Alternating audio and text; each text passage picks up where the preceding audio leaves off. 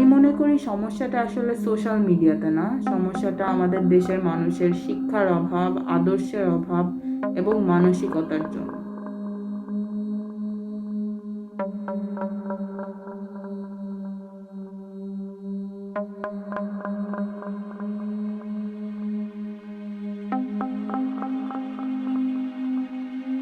অপরিচিত ব্যক্তিদের আইডি থেকে অনবরত মেসেজ আসছে, কিংবা কল আসছে, এবং তাও সেটা ভিডিও কল। প্রত্যেকটা ব্যাপারেই আমি শেয়ার করি আমার মায়ের সাথে। তো এইসব ব্যাপারে আমি কিছু কিছু আমার মায়ের সাথে শেয়ার করেছি, কিন্তু আসলে কিছু কিছু মেসেজ এতটাই কি বলে মানে বিব্রতকর পরিস্থিতিতে ফেলে দেয়। আসলে সব কথা আসলে মানে মায়ের সাথে যতই বন্ধুত্বসুলভ আমার সম্পর্ক থাকুক না কেন, আসলে সব কিছু এভাবে শেয়ার করতে পারি না।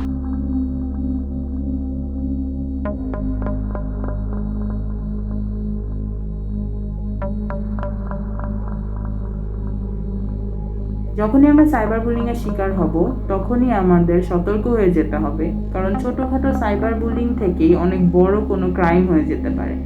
তাই তখনই আমাদের অন্যায়ের প্রতিবাদ করতে হবে। আমরা এটা নিয়ে পুলিশের সাথে ডিসকাস করতে পারি, এটা আমরা পরিবার কিংবা আমাদের বন্ধু বান্ধবের সাথেও ডিসকাস করতে পারি। আসুন সচেতন হই, নারীদের জন্য নিরাপদ সাইবার স্পেস করি।